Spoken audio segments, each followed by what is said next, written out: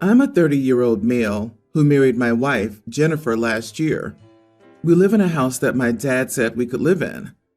I've lived here even before I met my wife. The house is paid for, and I just paid the property taxes. It could probably sell for over $1 million because it's a 3-bedroom house in San Diego. I appreciate my dad for allowing me to live here, but like I said, I take care of the place and pay the property taxes. My dad's been asking us if we plan to have kids, and we said no. He said that he's not letting us live there to be Ken and Barbie. It's a family home, and if we're not having kids, then go rent somewhere else. I told him we're not moving anywhere because we had made a deal that I'd care for the house and would live there in exchange. Just because it's in his name doesn't mean he can kick us out, especially just because we don't want kids. That's probably illegal anyway. Our household expenses are like $1,500 a month. We bring in like $4,000 net income. My dad's getting all crazy, saying that he's going to charge us $7,000 a month in rent because that's what our neighbors pay, or give him a grandchild. He said he'd even raise it by himself. I told my dad to keep up this craziness and we'll go no contact. Am I the idiot for telling my dad that he can't kick me out for not wanting kids? You are the idiot. You're 30 living in daddy's house rent-free, pretending to have wealth you don't. It's his house and you're milking it. He's taking a huge financial loss by letting you live there. If you had a kid, he'd want his grandchild to have a better life than you could afford. So I see his point that if a kid was involved, he would allow you to live there. But you don't want kids, so grow up. Stop depending on daddy and go be an adult and pay rent and bills like the rest of us. I agree. OP is being a child. Paying the property taxes gives you zero rights to live there. Grow up. I've owned rentals since 2008, and you don't know what you're talking about concerning living there. Your dad can kick you out for any reason he wants. It's his house. You can refuse to leave and put up a fuss, but he can go do a formal eviction if that's what it takes. Oh, I find the no contact threat hilarious. I'm going no contact with you, but I refuse to be kicked out from your house. OP is way too entitled. They've been living in a house they likely could never afford, and now he feels like he owns it when they don't even make enough money to pay what the mortgage would be. OP's acting like his dad has to legally give it to him because adult children. He's been plenty generous, and his generosity now has run out. Did OP really think it was going to be cool to play house with his wife forever in his dad's home? All while paying the bare minimum. Oh, come on. So we're just going to sit back while men control the uterus of women yet again? I went with everyone's the idiot here, except the wife, who's being told by her father-in-law, your uterus is now to be used to pay your husband's rent. And by her husband, no problem. Ignore the old man. We don't need to start looking for a new place to live. Wannabe granddaddy's demands are outrageous and idiotic. His son evidently didn't fall far from the tree. My husband's family is having a week-long family reunion in our city, and last night we hosted a dinner party at our house. There were about 40 people there, and it started at noon, since many adults came to help prep the house and the food and enjoy being together. For the most part, his family's lovely, and we get along well. The party started at 6, and everyone had a good time. Around 10, people started to make their way out. By 11, the food was being put up. Close to midnight, I went to give our toddler a bath and prepare him for bed, while my husband and some of his family were washing the dishes and tidying up the kitchen and house. A little after midnight, I heard the doorbell ring and heard unfamiliar voices and laughter. I went downstairs to discover my 20-something niece, who was still there, had invited 7 of her friends to the party without our permission, and they were just showing up because they left their city late and underestimated the time it took to drive to our places, about 7 hours. They strolled into our house with some of them not even saying anything to the older adults, and asked my niece what was for dinner. I tried to shut it down and said that the party was over, and it was after midnight. A girl in the group said they'd been driving for so long and she didn't want to be in the car anymore. Then another girl told my niece, without looking at me, that everything was closed. So if they didn't eat now, they wouldn't be able to eat until morning. I pointed out the gas stations were still open when my sister-in-law, niece's mom, told the group she could heat up some food for them. We got into a heated discussion, and I told sister-in-law she could leave and feed them at her house. My husband led me upstairs, begged me to just let his sister feed the group, and we argued. It was almost 2 before I could get our toddler to sleep due to the noise and the smell of food coming from downstairs. Today at lunch, another sister-in-law made a passive-aggressive comment about being a good host. So I told her directly that a good guest doesn't bring additional guests. That blew the lid off, and we argued loudly. His entire family thinks I'm being unreasonable to a group of tired and hungry kids. My husband thinks it's the stress of having so many people here that I'm overreacting and should apologize. I refuse and feel like I'm on an island by myself. Was I wrong? Wow, the audacity of those kids to show up after midnight to a family party is mind-blowing. I don't care how long they drove. If your sister-in-law wanted to feed them, then she needed to do it somewhere other than your house. 1000% not the idiot. How unbelievably rude. It's rude to bring people to a party or to someone else's house uninvited, much less that late, not to mention to someone whose house has children who have gone to bed already. It wasn't your problem how long the kids had been in the car. That would be the problem of the people who invited them to your house uninvited. And your husband was definitely out of line, not having your back on this. They're not kids. The niece is 20. They're rude adults. During the 7-hour trip, they should have stopped for food. Find a pizza place. Denny's 24 hours. The only plausible explanation is that when the niece and friends were hanging out, the group thought the idea that the adults would be worn out from their gathering and be fast asleep by the time the group showed up, who they could make free with the leftovers and booze. But doing a 7-hour drive on the strength of that kind of wishful thinking would be truly next-level stupid. Honestly, I think this probably is the most plausible suggestion, because it's nuts that the niece invited them in the first place, and it's nuts that they drove that far for a family party when they very clearly don't know anyone in the family except the niece. They really did just expect to crash at OP's house for the entire night. Well, they probably expected to spend the entire night drinking, but they sure as heck did not arrange for a hotel to go sleep in. I, female 47, have a daughter, teen, who's recently been having some issues with me.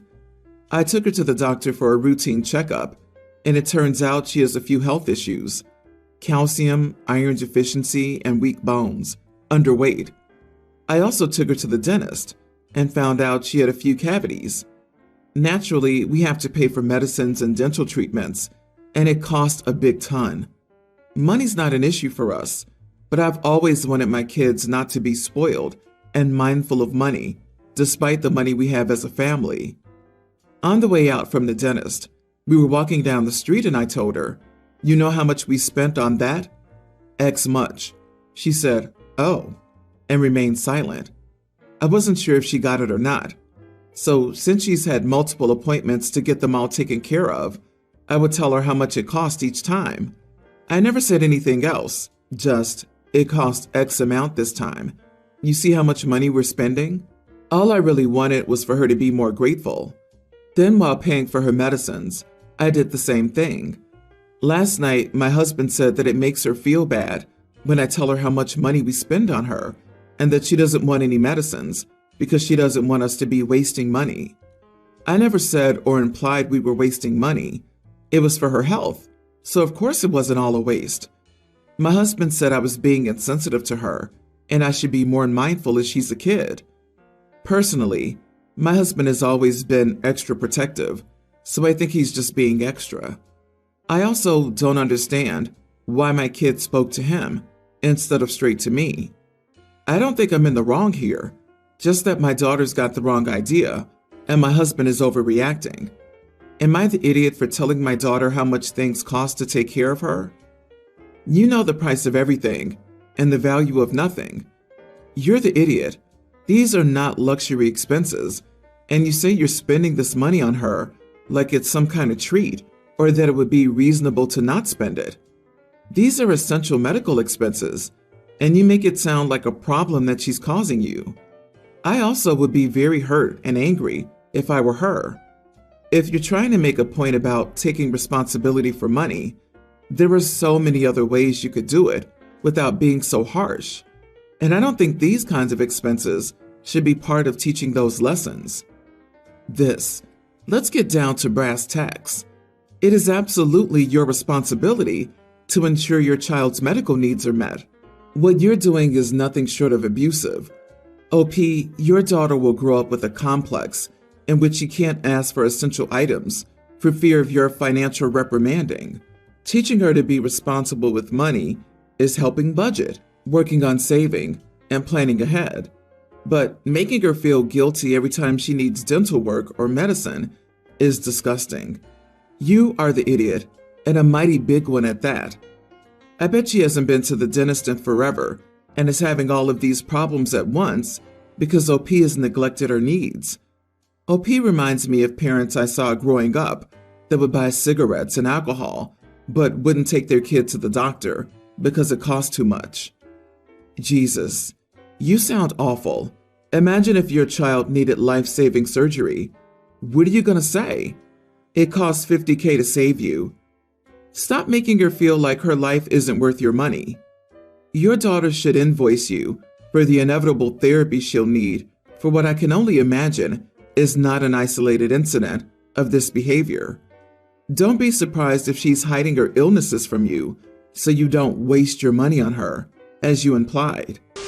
I, 28 female, started dating my girlfriend, Amy, 26 female, around 10 months ago. We live away from most of our family members and have little interaction with them because we're both going through residency. Amy's brother Seth, 30 male, is a single father. He was in town for a work event and left his daughter Mary, 4 female, with us for a few hours. He was late and already in a hurry, therefore it was just a stop-by visit, and I was the only one home for the day since Amy was at the hospital. I admit, I haven't been around children much my entire life, and I have almost no experience outside of hospital settings, back when I was just a med student, for entertaining a child. While we were painting, I gave Amy a bit of our homemade cake. After she had some, I realized she was having an allergic reaction, so I got our first aid kit, gave her a shot, and she immediately got better. I then took her to the hospital to recheck everything. I told her father via text, since he wasn't picking up. Thankfully, there were no issues at all. Later, when I explained the situation to Seth, he was furious. He said I should have asked him or Amy about Mary's allergies because I was staying with her alone. I said I needed to be warned about this because this was sudden and out of the blue, and Mary's nut allergy wasn't something Amy had told me about. She had been at the hospital for 30 hours when Seth left Mary with me, so she clearly was not being her 100% self. It simply never came up. Seth called me an ignorant workaholic woman who didn't care about family and left.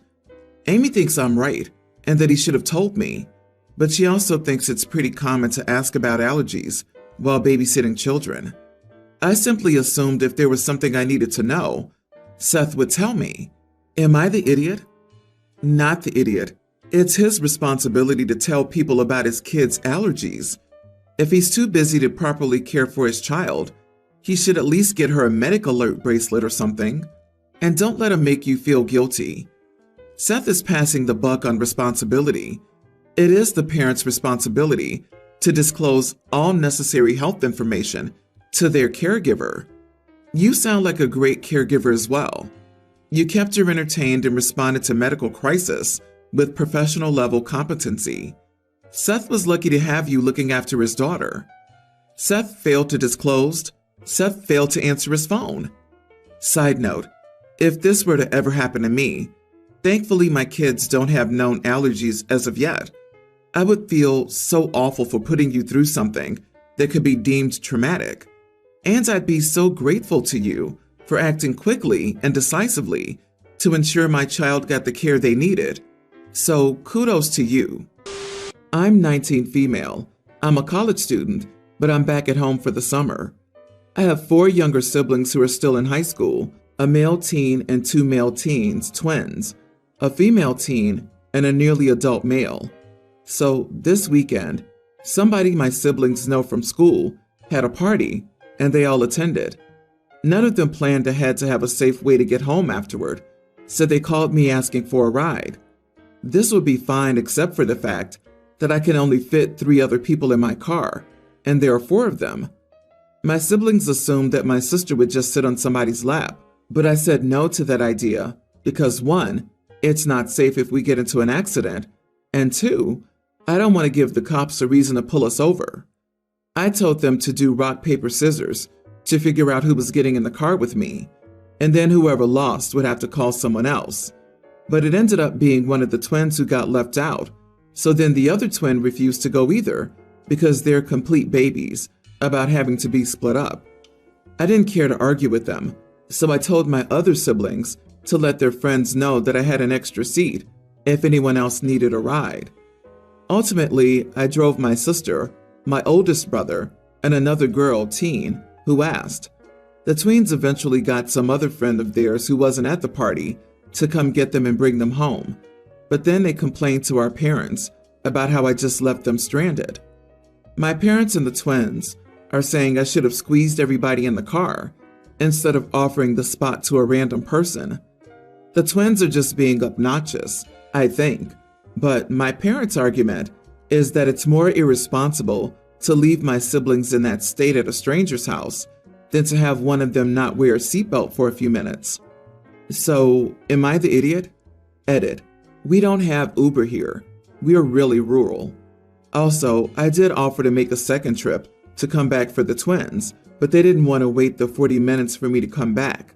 That's part of their argument about why I should have just let them both get into the car. Not the idiot. They're not your responsibility. They should have arranged for rides in advance. If an accident occurred and the unelected person was injured, you would have been at fault. Your family doesn't care enough to protect you. You have to protect yourself. Also, your parents could have given a ride to the twins. I'm getting the vibe that there was a reason they didn't want to call their parents. However, you are the idiot. If you care about someone, don't ditch them. You could have waited for the twins to get a ride so you could make sure they weren't getting into an impaired driver's vehicle and to ensure you have identifying car details if something went south. If you were going to risk a minor's life, then at least never risk the youngest.